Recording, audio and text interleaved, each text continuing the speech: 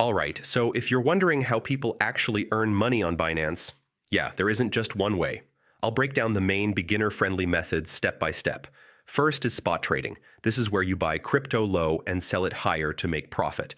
Next is Binance Earn. You can lock or stake your crypto and earn passive rewards over time. Then there's futures trading. You can make money whether price goes up or down. But yeah, it's much higher risk. Some regions also offer copy trading, where you follow experienced traders and automatically copy their moves. You can also earn tokens through launch pool or special reward programs just by holding or staking assets. Now listen, earning money isn't just about profit. You also need to manage risk, or you can lose everything quickly.